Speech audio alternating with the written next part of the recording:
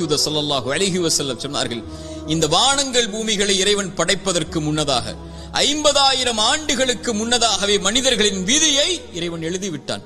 எவ்வளவு நாள் இவன் வாழ்வான், எவ்வளவு நாளில் மரணிப்பான், எதை பெறுவான், எதை இழப்பான், இவனுடைய வாழ்வாதாரம் என்ன, இவனுடைய சொத்து என்ன, இவனுடைய நஷ்டம் என்ன, இவனுடைய உறவு என்ன, இவன் பிரிவது என்ன, எல்லாம் எழுதப்பட்டு விட்டது. வானங்கள் பூமி படைப்பதற்கு 50,000 ஆண்டுகளுக்கு முன்னதாகவே தாயுடைய கருவறையில் அவன் இருக்கும் போதே மீண்டும் அதை உறுதிப்படுத்தினான்.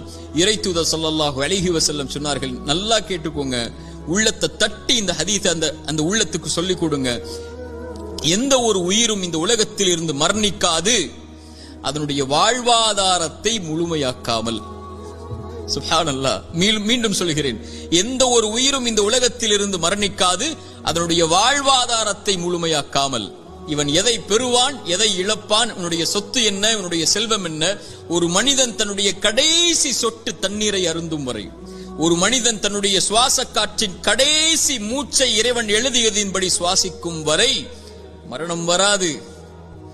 ஏன் பயப்படுகிறாய் எதிர்காலத்தை? Download ShareChat.